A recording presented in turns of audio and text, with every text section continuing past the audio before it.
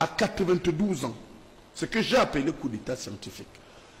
Certains veulent faire du président Paul Biya un chef de guerre à 92 ans.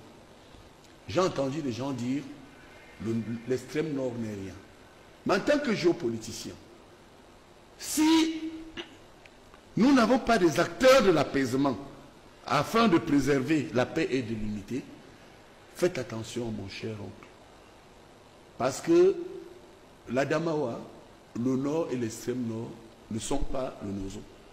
Donc c'est maintenant, parce que nous anticipons avant les résultats, avec des solutions à l'effet de dire qu'est-ce qu'il faut faire. Moi je ne vois pas Paul Biya chef de guerre. Certains veulent autour de lui que Paul Biya à 92 ans finisse comme un chef de guerre. On a même vu des gens apporter les preuves que certains sont impliqués à côté de lui. Je cite ici Kaba Yegui Djibril, lorsqu'il disait au nord qu'il y a des Boko Haram parmi nous, on a eu des preuves que certains acteurs incitaient à la guerre au Nozo. Moi je suis venu sur ce plateau. Il y en a dans l'entourage de Paul Biya qui pourrait d'une manière ou d'une autre, qui le souhaite, s'il vous plaît, soutenir Issa Chiroma. Il y en a qui pourraient soutenir dans l'entourage de Paul Biya Issa Chiroma. Je voudrais vous dire avec conviction que lorsque le ministre Chiroma hier dans un communiqué dit qu'il a été félicité par certains membres du gouvernement et bien d'autres, il n'affabule pas. Vous avez des gens autour du président qui veulent que le chef de l'État sorte par la petite porte. Et un jour, et avec le temps, vous allez comprendre que ceux qui ont de l'affection pour le président... Oui. Je ne suis pas tombé. Je suis mature. Je suis mature parce que quand le Nozo a commencé, certains acteurs, je prends des journalistes comme Boni Philippe à témoin et des gens comme Sambaka, les gens ont dit que ce n'était rien au Nozo. Hein. C'est pas vrai ça. Bon, et faites attention, contrairement à ce que vous dites. Vous comprenez? Nous devons apaiser des personnes décidées, si leur vote est volé, à défendre leur vote. Et c'est pourquoi nous sortons avec une solution qui est la mienne. Il n'y a que le Conseil constitutionnel pour dire si un vote a été volé. Il n'y a que le Conseil constitutionnel. Dès lors que les résultats sont rendus. Dans la première partie de votre débat, nous sommes convenus, nous tous, que le Conseil constitutionnel ne fait que lire des papiers transmis. Et je vous ai dit, faisons attention. Vous avez ce qu'on appelle en sciences politiques la criminalisation de l'État. La criminalisation de l'État, c'est quoi? Vous avez des gens qui posent des actes qui peuvent inciter à la guerre. Quand quelqu'un va dans une urne, vole l'urne, change le vote, et ces criminels nous regardent. Ils doivent se dire, mais regardez sur le plateau de Boni Philippe, comment ils sont si naïfs. Et faisons attention, si le président Paul Biya est élu, pour ma part, moi je sors avec une réponse de sortie de crise, je pense que pour que le président se repose tranquille au palais, je vous cite un article. L'article 10. Donc, ceux qui nous écoutent peuvent voir l'article 10 de la Constitution. Moi, je parle avec des instruments de droit. L'article 10. Pour qu'il travaille en paix. Pour qu'il travaille en paix. Merci, tonton. C'est-à-dire que si Paul Biya est déclaré vainqueur, qu'il applique l'article 10 de la Constitution, je vous le cite, alinéa 1, le président de la République nomme le Premier ministre. Et sous proposition du Premier ministre, il nomme le membre du gouvernement.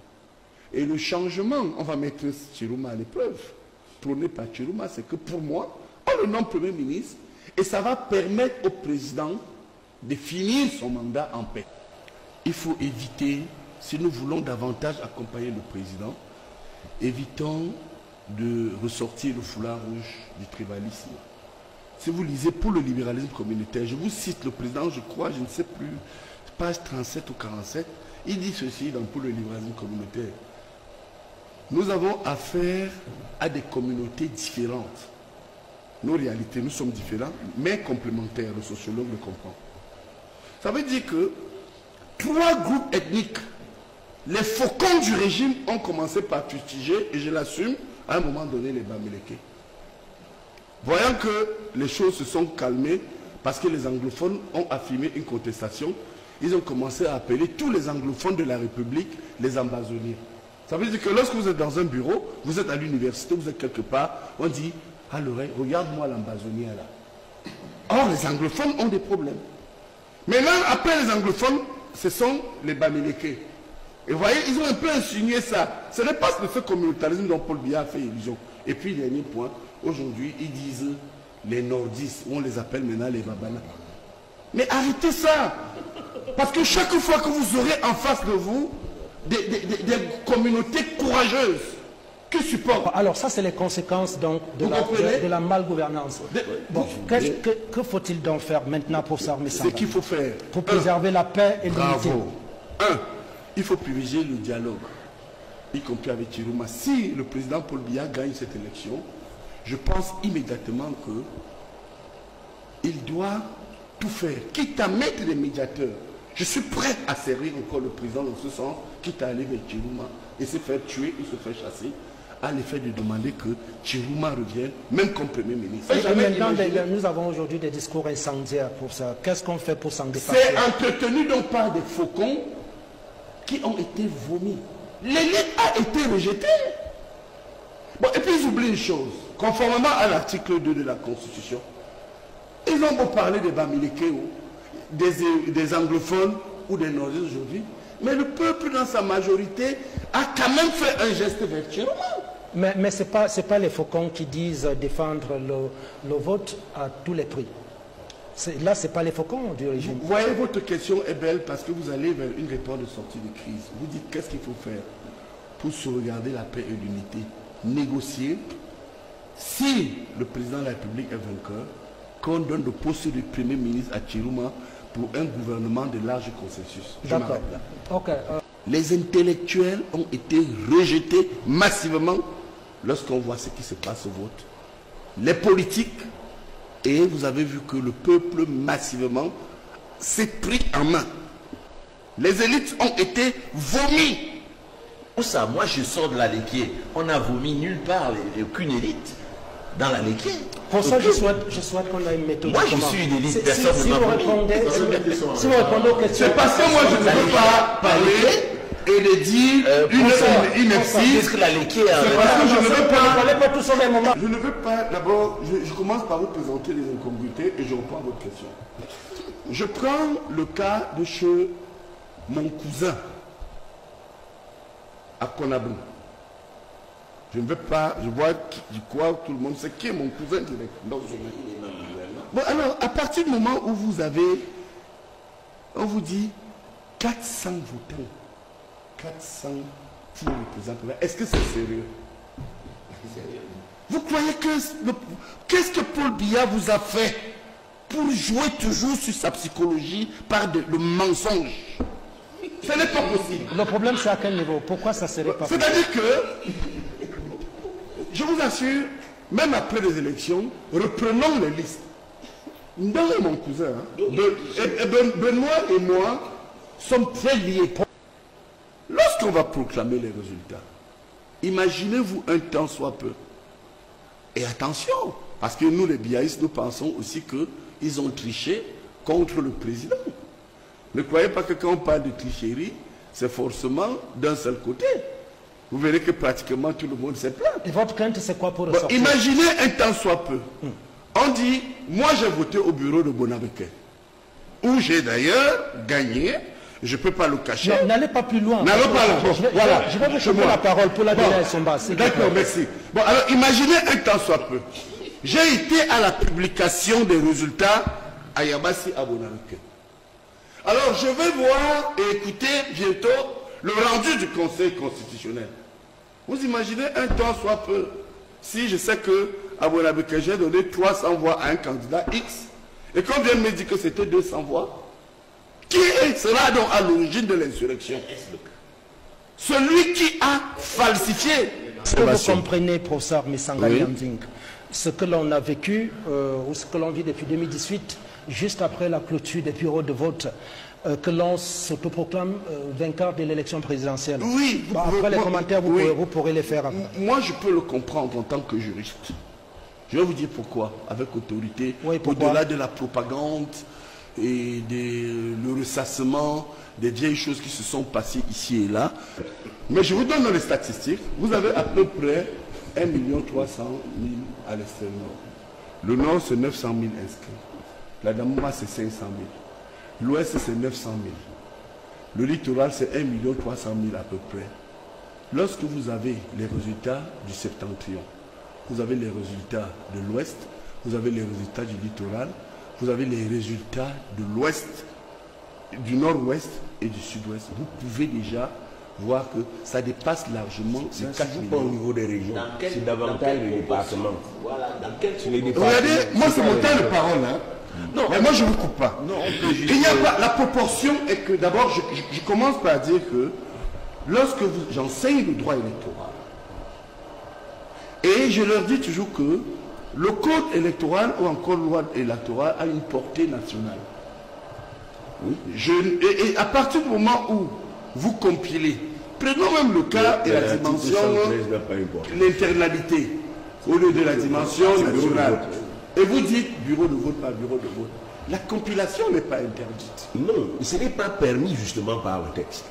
Pardon. Sauf si vous me dites que comme le droit dit que ce qui n'est pas interdit est permis. Et mais en réalité, l'article 113, l'homme politique, si vous êtes candidat demain, la faisabilité. professeur Zogo, le peuple souverain, conformément à l'article 2, nous écoute.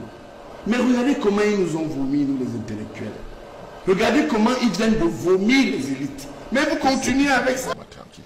Issa Chiroma lui-même ne sait pas ce qui lui arrive. D'accord. C'est en 15 jours, hein. Je vous dis, c'est en 15 jours que le peuple a décidé que c'est Issa Chiroma. Donc il ne faut pas embêter ce monsieur pour rien. Ok. C'est le peuple qui l'a choisi. Moi, je suis du groupe de Douala. C'est-à-dire ceux qui ont visité en dehors de Paul Biya tous les autres candidats. Nous avons vu ici le RDPC se focaliser sur le MRC. Le MRC a été écarté de cette course. Pendant ce temps, nous, on continue à faire notre travail parce que les populations nous disaient, ça fait 30 ans que nous n'avons pas des candidats qui se mettent ensemble. Parce que le RDPC, ce n'est pas n'importe qui.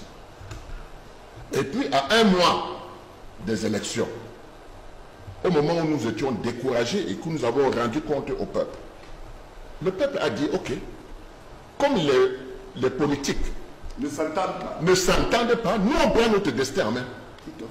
Qui est Issa Chiroma? Pourquoi on parle de lui ici comme ça? C'est celui qui a accepté de faire une transition de 3 à 5 ans pour remettre tout à plat. Appeler les sociologues, les anthropologues, tous ces gens pour penser le Cameroun de demain. C'est ça que le peuple a choisi. Issa Chiroma n'est rien là-dedans. Il est le serviteur de ce peuple. Lui, il a accepté de servir le peuple. C'est pour cette raison que mais sur quoi vous vous fondez pour déclarer, pour affirmer que c'est ça que le peuple a choisi? Mais parce que j'étais sur le terrain. C'est sur la base de quoi? J'étais sur le terrain. J'ai consulté les différents candidats. Et vous-même, vous avez vu que jusqu'à la fin, ils ne voulaient pas entendre parler de l'unité de l'opposition. Les candidats. Comme si tout était parfait, alors qu'ils étaient les premiers à décrier la loi électorale. Ils étaient les premiers à dire il faut revoir ceci, il faut revoir cela. Et pour terminer, je voudrais vous dire que j'ai assisté à toutes les élections ici au Cameroun. Nous n'étions pas encore suffisamment ouverts. C'est-à-dire que chaque élection, on était tout simplement amené à constater que nous n'avons pas vu cette virgule. Et à l'élection de 2018, les esprits se sont ouverts, on a commencé à lire les textes. Et c'est dans ces textes qu'on a trouvé la faille, cette fois-ci. Et je dois dire, étant un acteur partie prenante de cette affaire, que si le RDPC avait trouvé un candidat dans le RDPC, je vous jure que le RDPC gagnerait ces élections. Pourquoi? Parce qu'il a perdu. Non, il gagnerait ces élections sans problème. Ah, non, je vais terminer. Parce qu'il a perdu. Non, moi, je parle parce que le RDPC a perdu l'élection. Non, vous n'allez pas... Oui, si vous voulez que je réponde à cette question, si vous voulez que je réponde à cette question, dans le bureau de vote où j'ai été, les résultats sont sortis, le RDPC avait perdu. Sur l'ensemble du territoire, est-il possible d'avoir des tendances crédibles si on n'a pas compilé au moins 1000? 2 heures de temps après le dépouillement, les tendances sont là. D'accord. Il ne faut pas rigoler. Moi, j'ai fait des élections depuis 30 ans. Bon, d'accord. J'ai fait des élections. Et puis, rien que par téléphone, je demandais. on donne au QG. Il y en a qui vont manquer, certes, parce qu'on n'a pas tous les procès-verbaux. Mais là où il y a les procès-verbaux, vous pensez qu'on n'a pas coupé Internet, on n'a pas coupé le téléphone ce jour-là, on n'a même pas coupé l'électricité, bravo. Ça nous a permis de penser que dans chaque QG, on pouvait avoir des coups de fil de partout et noter. Vous comprenez? Donc, il ne faut pas dire que c'est 15 jours qu'on peut avoir le résultat des élections. Mais un homme politique de 15 jours permettent de manipuler les élections. Un homme politique de votre acabit, moi je vais vous dire personnellement, j'ai 53 ans, des élections j'en ai aussi vécu. Alors c'est vrai qu'on a une classe dirigeante, une classe gouvernante plutôt qui est pour beaucoup de ces acteurs très malhonnêtes, mais autant que des acteurs de l'opposition qui, pour certains ou pour beaucoup, sortent de ces régimes-là. Et vous allez faire confiance en des gens qui vous passent des coups de fil et qui sont capables de travestir, des résultats. Je suis en train de vous dire. Je suis en train de vous dire que nous vivons les conséquences de 43 ans de règne. C'est ça les conséquences. Vous voulez fabriquer des gens où ils sont rares, on peut les compter au bout des doigts. Ah, mais les gens qui sont donc du coup, les coups de fil que vous recevez des bureaux de vote, non, ça c'est à l'interne de chaque candidat, être discutable. à l'interne de chaque parti. D'accord. Il y a des coups de fil qui peuvent se faire et avoir des tendances, mais on n'en est pas là. On parle de proclamation. La proclamation est encadrée par la loi. Mais je voulais dire tout simplement que laissez Issa Chiroma tranquille. Issa Chiroma lui-même ne sait pas ce qui lui arrive. D'accord. C'est en 15 jours, hein. Je vous dis, c'est en 15 jours que le peuple a décidé que c'est Issa Chiroma. Donc il ne faut pas embêter ce monsieur pour rien. C'est le peuple qui l'a choisi. Il faut que le RDPC introduise l'humilité dans leur façon de faire.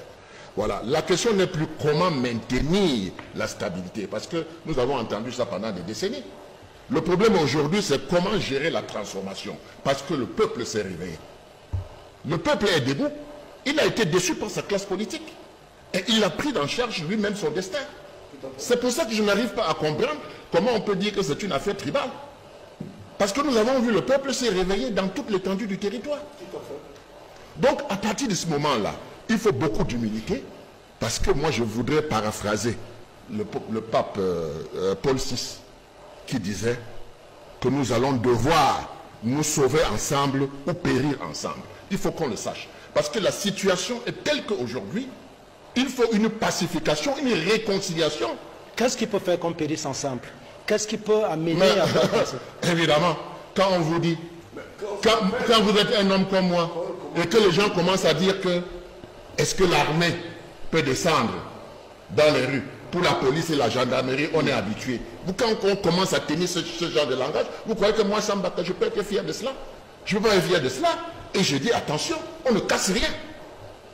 Surtout pas cela. Est-ce que le peuple a le droit de descendre dans la rue? Ben oui. Le peuple a le droit de manifester. C'est prévu dans notre monde pacifiquement. Pacifiquement, c'est pour ça qu'on insiste sur le fait qu'il ne faut même pas trimballer un seul petit caillou ou bien casser quoi que ce soit. Mais la manifestation, elle est normale. Elle est autorisée. Elle est autorisée.